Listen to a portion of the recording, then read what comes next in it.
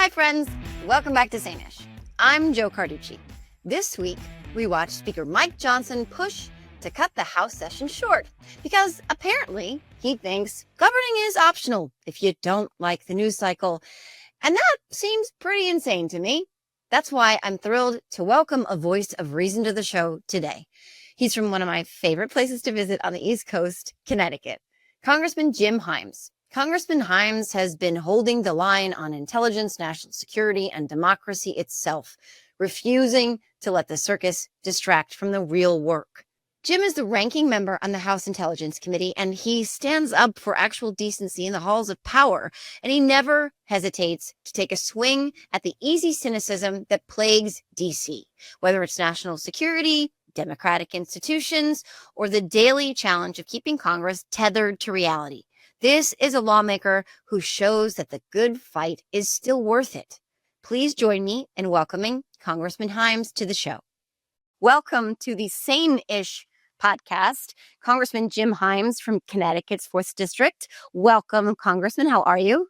I'm well. Sane-ish is the answer to that question. Maybe insane-ish is the better answer to that question. Well, things on Capitol Hill, I mean, a day ending in Y, they're crazy. But now, we were just saying, you're all going home a little bit early for your August break because let's ask you why. Why do you think you're going home a little early? Because the speculation all around the place is that you're going home early so they don't have to vote on anything related to Epstein. Exactly. That's exactly right. I mean, I tell you, Joe, I never would have predicted this. Like what would split MAGA? What would create a crisis? It's not kicking millions of Americans off their health insurance. It's not adding $3 trillion to the deficit. It's Jeffrey Epstein, right? And you know the story here. After years and years and years of Donald Trump and all his people saying that this is a huge cover up by the deep state, they're protecting XYZ, Bill Clinton, they're protecting Barack Obama. It turns out one of two things is true. It turns out there's either nothing there, Right. Or it turns out that there is something there that they're not releasing, right? So, MAGA is, we're sort of, the Democrats are kind of a bystander on this, but MAGA is saying, wait a minute, either you lied to us about this massive conspiracy theory, that's actually what I think happened, or you're covering it up. And, just Republican members of Congress are sick of being asked to take sides on that. And so, the Congress of the United States is going home because of Jeffrey Epstein.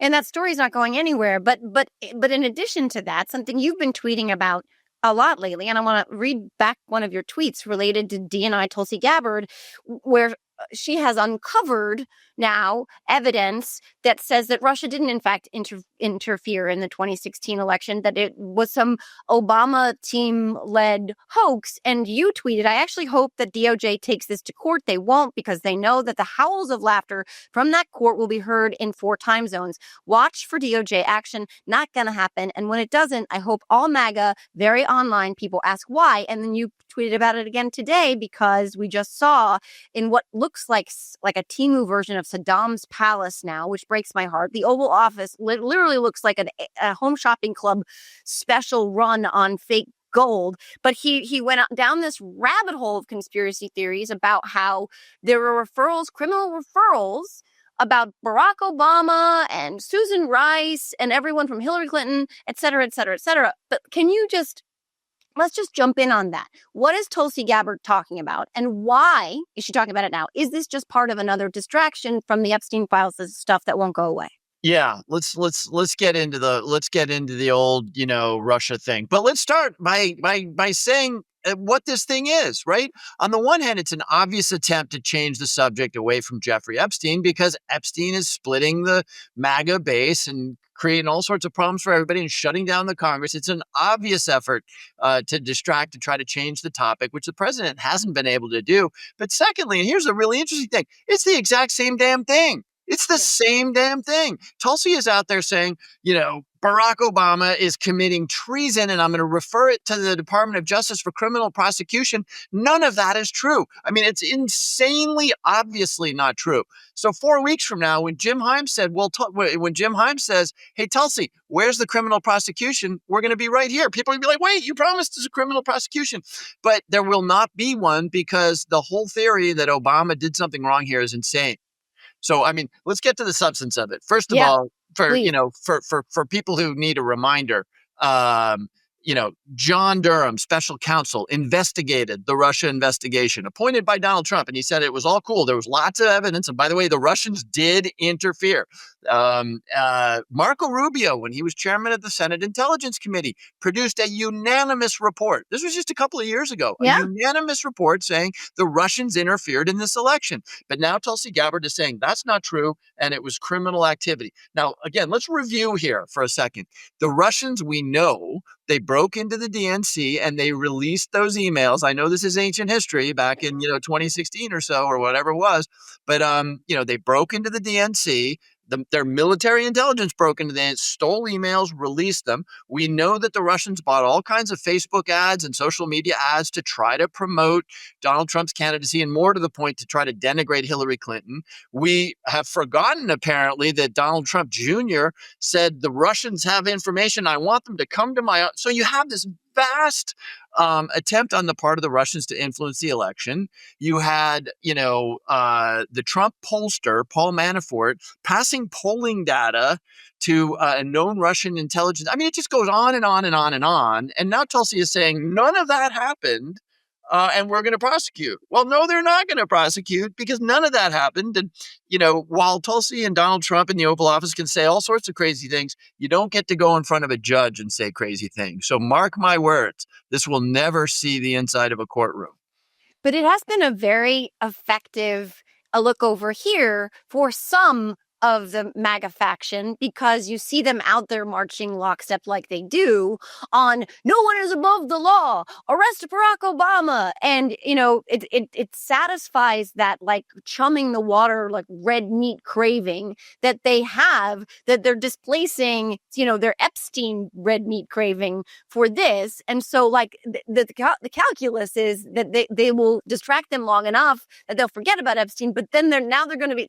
I've seen people saying, if there are no arrests, even Laura Loomer, if there are no arrests about this, Mike Flynn Jr., et cetera, this will be a failure in American government. And we need to see all of them in handcuffs. They have pictures of them in jumpsuits that look like the Brady Bunch. I don't know if you've seen that, but like they're going to keep kicking the can on their promises. At what point do you think it's even possible that MAGA's like, hold on a minute, you keep saying you can deliver and you don't? Exactly. No, I mean, it's in some ways, it's sort of an intellectual Ponzi scheme, right? So when it turns out that Jeffrey Epstein is not part of the trilateral conspiracy and whatever the hell the conspiracy theory was, then they need to cook up another conspiracy theory, denying what we all know to be true, which is that there was Russian meddling in the election. They cook up another conspiracy theory and, that'll fall through. It'll absolutely fall through. And I promise you, I'm going to be the one in 4 or 5 weeks saying, Tulsi Gabbard, where is the prosecution? And oh, by the way, if there is no prosecution, how responsible is it for a senior government official to be calling the last president a traitor? Anyway, You can count on me to be that person. But the Ponzi scheme is, and so 4 weeks from now, when there's no prosecution, just as you said, MAGA's going to be like, wait a minute, why is Barack Obama walking free? How come he's not in jail? And at that point, there'll be yet another conspiracy theory, right? Jim Himes is not a human being. He was created in a test tube on the planet Mars. And MAGA will just jump from one insane thing to the other. And I mean, you ask a really interesting question, right? Like, how deep does the loyalty to Donald Trump run that you'll just get played over and over and over again? And, there is a dark answer to that question, right? There is a dark answer to that question. Let me go back to something really tragic, right? And that's the vaccine skepticism, right? It was a core tenet of MAGA that, vaccines were invented on Mars or part of a trilateral, just bananas, right? Probably, they made you magnetic. Health experts estimate that something like 200,000 Americans died that didn't need to die because of vaccine skepticism. So, at some point, all this crazy conspiracy nonsense stuff can have very, very serious, even lethal consequences. Yeah. And you've been around. You've been in Congress quite a long time. I'm sure you worked with Tulsi Gabbard, I believe, at one time, right? We overlapped a little bit, yeah. Yeah. And you may have run into Marco Rubio once or twice. What my question about those two is, what does it say about them that they're betraying even their own words. That even Tulsi Gabbard said on Joe Rogan's show recently. We saw this footage that surfaced where she did not deny that there was Russian interference in the 2016 election. And Marco Rubio, like you said, also was involved in that Intelligence Committee intelligence report. investigation. Right. Yeah. So, and Marco Rubio has long maintained that there was interference in the 2016 election on Russia's part. So what does it say about them and the state of politics and the state of the Republican Party that now they're doing this? Well, I think it's important to remember it doesn't make a ton of sense. And it suggests that people like Marco Rubio, who I thought of a guy as of some integrity, it sort of raises questions. But those are the questions of people like you and me who live in the reality-based universe, right? It's not a question that makes any sense in MAGA, right? Because in MAGA, all that makes any sense is, and by the way, they put it on T-shirts. Donald Trump is always right. Right? Yeah. That is the core article of faith for MAGA. And so if Donald Trump is always right, when he is asked, well, now, wait a minute, didn't Marco Rubio, when he was chairman of the Senate Intelligence Committee, produce a unanimous report that there was Russian meddling to help you? All Donald Trump has to say is, you're a lousy, failing media outlet. Well, that's just the fake news. That's all he needs to say, because, again, that is not a reality-based universe where facts matter. It's a universe, it's a cult-like universe in which devotion to the Donald Trump is the number one thing. So Rubio, he'll say whatever he needs to say, right? When he's asked that question by the media, like, oh, well, new facts have come to light or whatever. I mean, he's going to use whatever words he needs to use, because above all else, you cannot contradict the Godhead. You cannot contradict Donald Trump. And so, again, people like you and me will light ourselves on fire because we sort of think that facts are things. But in that universe, it's a day-to-day thing. Tulsi Gabbard and Marco Rubio are going to do whatever they need to do to keep their job for the next 24 hours. Yeah, and I've seen some polling, I don't know if you've seen it, where some percentage of the Republican Party believe that there's something going on in the Trump administration as it pertains to the Epstein files and not revealing them or covering them up. But a very small percentage of them actually attribute any of it to Donald Trump himself, which is very interesting to me because, to your point, Donald Trump is always right. So they'll go so far, Laura Loomer, for instance, as to lay this at the feet of Pam Bondi. Why on earth would Pam Bondi personally find it necessary to obfuscate the Epstein files? I don't understand. But again, it's like trying to make. Well, the answer is, and you can see it on social media, there's an answer to that question, right? And it perfectly fits the catechism, which is that, Pam Bondi, we thought that she was one of us, but no, she's deep state. Right. She's conspiracy Barbie. She's whatever, so she gets thrown under the bus, right? Yeah, right. But not by Donald Trump, because Donald Trump needs her because she is a loyalist, like they all are at this point. And as we sort of wrap, I want to ask you, because this is, yes, I believe 100% a distraction in many ways from Epstein, but it's more than that, because they have what he calls the big beautiful bill. I call it, apologies, the billionaire boner bill, because that's what it is and that's what it's delivered. If they were capable of them, but I digress.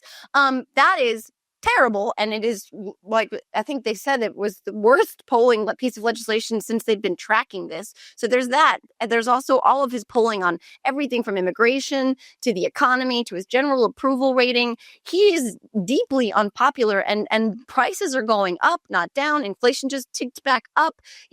Eggs are year to year higher and price. So he's trying to distract from all of that stuff too, I think, not just Epstein. Absolutely. No, and here's the beauty of it. You put your finger right on it there. And by the way, the image of the billionaire boner, it's taking days to get rid of that. So sorry. But if it helps, I always, never mind. I was going to say something. Let's just stop, please. Okay, moving on.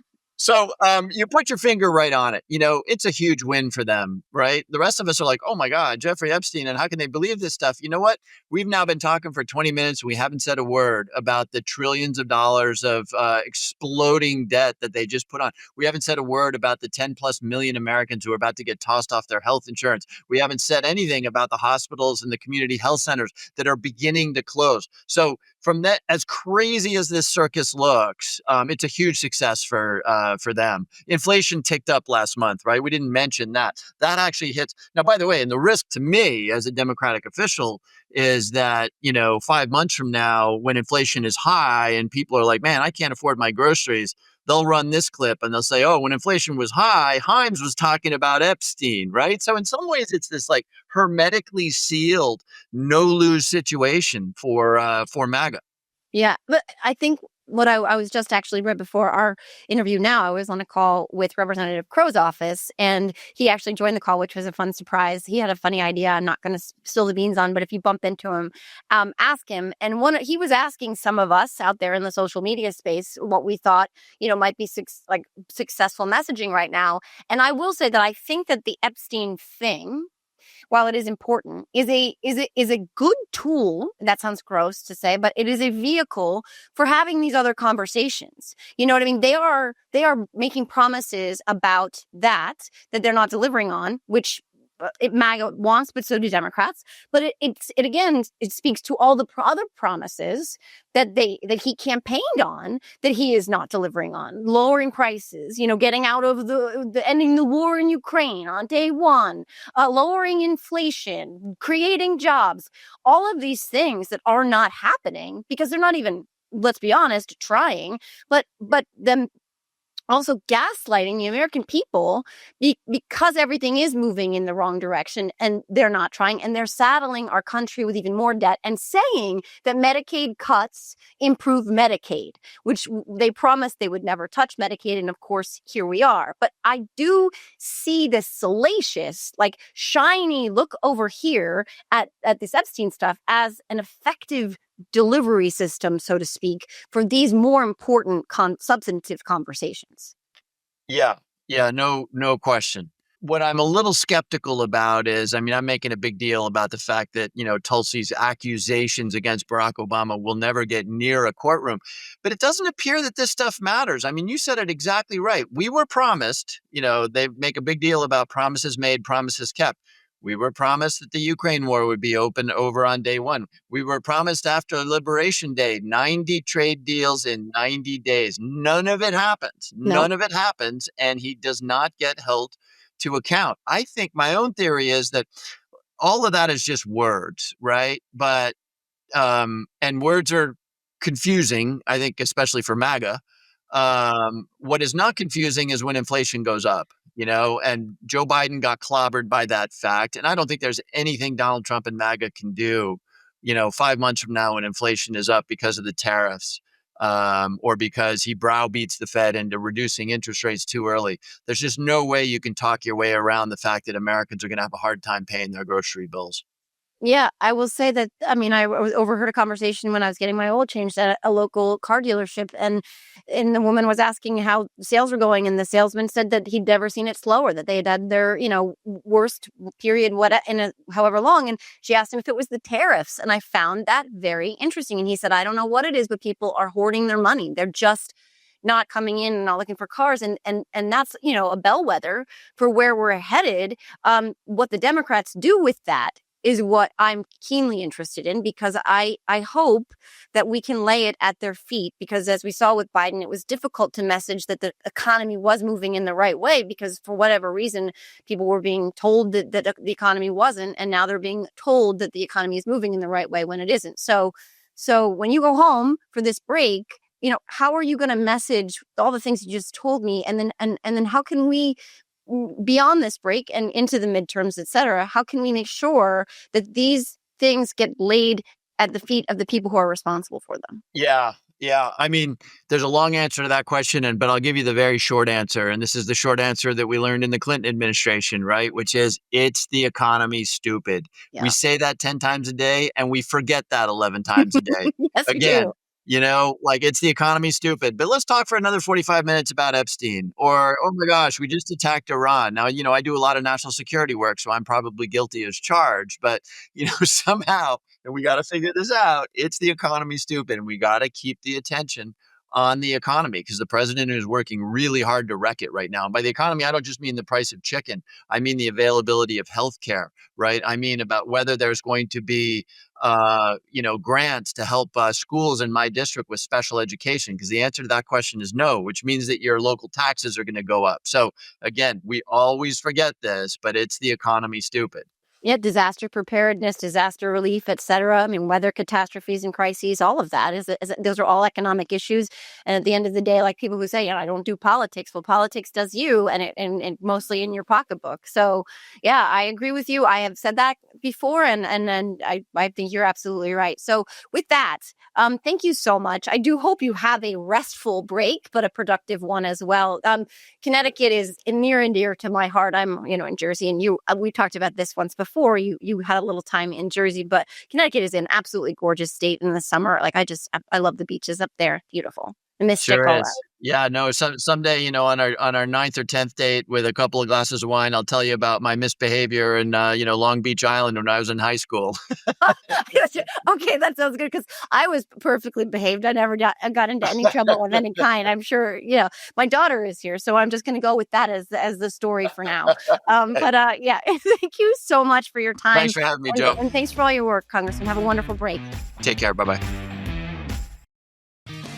Well, folks, that's it for another episode of SANE-ish. Thanks to Jim Himes for joining us today. Follow Congressman Himes at J.A. Himes on Twitter. If this conversation left you inspired, sharper, or just a little bit more sane, please rate and review SANE-ish, share it with your crew, and join us next time for more real talk without the sugarcoating. Until then, stay strong, stay sane-ish, and never underestimate the power of showing up.